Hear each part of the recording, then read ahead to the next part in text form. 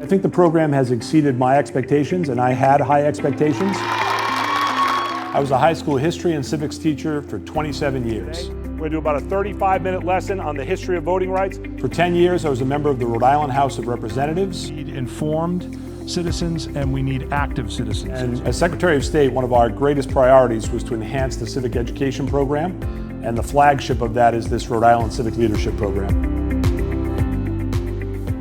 Secretary Amore was committed to getting this program, the Rhode Island Civic Leadership Program, right off the ground as soon as he was elected. I made appointments to meet with either administrators or social studies department heads to explain the program in person, and so many people were behind the idea, especially in this day and age. So as a ninth grader, I had an opportunity to go to a similar program, and it really changed the way I looked at government. And I wanted to replicate that program, but make it even better. The challenge was putting together a program in short time. I had hoped that by the end of the first 5 months, we could have an orientation program and kick this off during the next school year. There were a lot of things we had to think about when putting this program together. Yeah, there was quite a bit of planning. We need to build a curriculum. What types of monthly meetings? How much it would cost. Sponsorships. Promotional and marketing materials. To the handbook. Permission packets for parents, and it just took a piece of everybody to really make this thing work. Thanks to the efforts of our great team, we were able to kick off the orientation on June 23rd, so we would be ready for the following school year. The first year we had 79 students from 40 schools, and the second year we had 116 students from 47 schools across the state of Rhode Island. These students are some of the best, most involved young people in their communities. When they spoke about involving youth in their local government and educating the citizenry, I knew I was interested. I'm really into government and law, and I think it's really important to know what's going on in the world because it's going to have an effect on you, whether you pay attention to it or whether you don't. The backbone of the program are our in-person monthly meetings. Students come and gather and immerse themselves in how government works. We got to meet at the State House. We went to the archives a couple of times. It was just really nice. We got to hear from a lot of different people. When you're learning about all this government and politics and these facets of government, there's something very special to be in the very rooms where it's actually happening. So we cataloged the interest that the students had at our first orientation meeting and then formed the monthly meetings based on those topics. One monthly meeting that definitely stuck out to me was the meeting on civil discourse. I'm going to go back to my main point of view. I really liked the media one. I feel like it's really important to be able to express your opinion in a civil way to others. Being able to talk to these prominent figures in your life and across the state, I think that can inspire you to almost follow in their footsteps. The Civic Action Project is a key component to the entire program. Students get to apply what they've learned. we not only want the students to take what they've learned from us during those monthly sessions, but we start to get to know them and what they're passionate about. We really want students to think about the needs at their own school, in their own community. So my Civic Action Project was focused primarily on advocating against Rhode Island brain drain. For our Civic Action Project, we did student council elections. We organized a voter registration drive at LaSalle. We had real ballot machines come in and we talked up the whole thing because in my school, we don't have a lot of engagement with student body and things. So that was really good because we got to teach a lot of people about the importance of voting. The program culminates with the Civic Leadership Summit, 3 days where students get to immerse themselves in state government.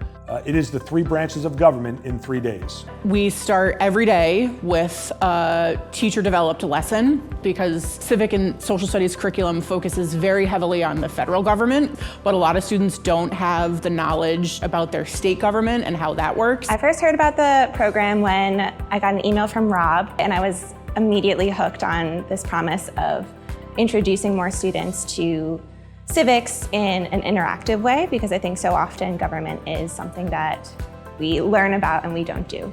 Our staff includes a few retired teachers, including me. And so we are blessed to have these folks who know how to put forward curriculum, know how to interact with students, know how to get student feedback, and so it allows us to improve the program time and time again. We created a pre-survey and a post-survey so we could really understand the impact of our program, but also prepare to create next year's summit. Day one of the Civic Leadership Summit is the executive branch. The first day of the summit, we were really stationed at the State House.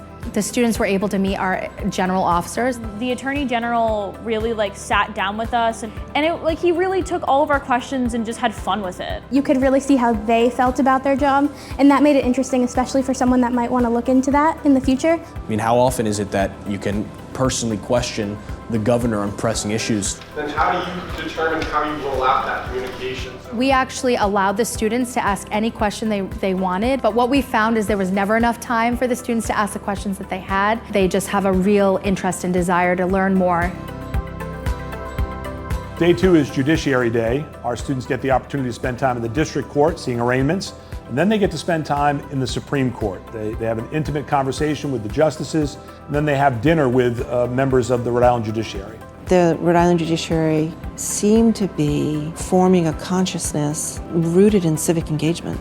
It's an immersive, experiential learning opportunity for these students to really understand in a physical way that there are different branches of government that work together. I've never been inside of a courtroom before. But that ended up being one of my favorite days of the whole summit. The idea that the kids sat there in the galley so rapt about listening to us and seeing the curtains open and being able to come back and sit on our bench and try on robes, it's fantastic. Providing that opportunity for our students gave them the experience of seeing another side of life. I think it helped me better understand the distinct role of the judicial branch. They had so much experience and so many stories that you would have never expected. But then to be able to go and have dinner with them, it's invigorating and empowering. And I think to hear about that and to learn from that as a student is something that is so beneficial. To see their curiosity, to see their interest, especially at a time when people say the kids don't care. They care. They care. Day three, in my mind, is the most exciting day. Students get to debate a bill on the House floor. Good morning. The House will come to order on the legislative day here at the Rhode Island Civic Leadership Summit. That was by far my favorite part of the entire program. It was a topic I was really passionate about, and I was really surprised when it was announced at the meeting. This past year, it was an assault weapons ban. Mr. Speaker, I am submitting the Rhode Island Assault Weapons Ban Act of 2025. We gave each student a role to play, and that might go totally against their own ideals. I was impressed to see how well people could debate both sides, because definitely, we were randomly assigned it, but you would have never known. To protect Americans, but it's also our responsibility to protect the Constitution. Before students debate the bill on the House floor, it starts with legislators presenting the bill to them. One in opposition, one in favor of the bill. And it's important for them to have, I think, that sort of hands-on and realistic interface with policymakers and administrators and people on all levels of government so that they can sort of demystify what it is that's happening in government buildings across the country. They then hear from lobbyists and advocates. And we make sure that even in this very blue state, the opposing point of view is presented in a really respectful and comprehensive way. But one thing that became really clear was these were students who were taught how to think and not what to think. And then they caucus. And then finally, they debate the bill on the floor.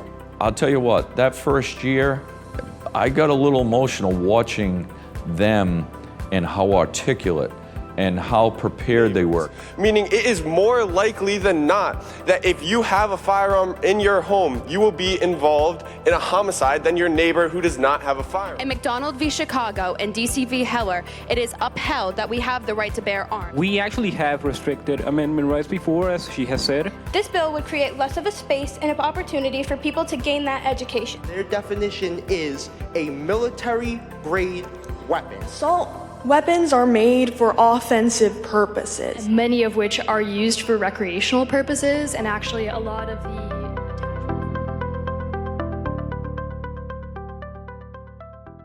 Three things were really important for me to make this program work. One, that it was cost-free to the students. Two, that there was diversity, that it looked like the state of Rhode Island, both in thought and background. And finally, that it was nonpartisan. The fact that it was free of cost is another one of the incredible things about this program as a whole. I'm sure there are kids who might not see their own potential in civics and government and might not have attended if they knew that it was something that they had to pay for, their family had to pay for. I knew that I wanted to start being involved in politics, but I kind of just didn't have the ability to financially. I think that we're doing our student liaisons a tremendous service, putting people intentionally together who are different from them, who have different perspectives. And so I love that intentionality of the Rhode Island Civic Leadership Program. One of the greatest elements of this program is that it brought students from every corner of the state, from high schools that I had no idea even existed, and I got to hear not only their political opinions, but got to just learn about them as individuals. None of this works without Eileen Sweeney's efforts in raising funds. So the first year we had 11 sponsors. This year we have 19 specific sponsors. The Rhode Island Civic Leadership Program really resonates with Beacon because it aligns with our core values. By teaching civic engagement, we believe that the Civic Leadership Program is going to help strengthen our community. I also participated as a 17-year-old in a program like this program that was just a wonderful experience for me, and it's an experience I carry to this day. So when I found out from the secretary about his program, I thought this is just a natural fit for me. We're able to raise funds through our unique association with the Rhode Island Foundation. The Rhode Island Foundation is our fiscal agent, but I manage the whole sponsors up until they get to the Rhode Island Foundation. And then we have our own fund called the Rhode Island Department of State Civic Education Fund. And we have a great democracy, and this is the best way to foster a movement for the next generation to feel good about. Now, ironically, my daughter came to me about 2 months ago and said she had been nominated for a civic education program. I was so happy that she found this as exciting as I do. So what I saw happen in my life is what connects me to this, and it's what I want to help as a sponsor to drive for the next generation, which, by the way, includes my one and only child. You know, the one response that I get more often than not from our sponsors is, I'm really glad the secretary is doing this initiative. I don't think anyone would buy into this program if it was a partisan program. And when I speak to that into our sponsors, they're really happy about that. You have to know what your rights and responsibilities are to be able to exercise them. And so I think those of us who are in positions of leadership, it's incumbent upon us to help those who are coming behind us understand what this wonderful democracy is about. Yeah, I think Rhode Island's a unique place. We're so small that we can have these in-person meetings, but this is possible everywhere. It's possible at the municipal level, it's possible at the county level. It's possible to bring students together who think differently and can really appreciate what unites us rather than divides us. If you want to learn more about the smallest state with the biggest ideas, go to ricivicleadership.org and learn about this unique program.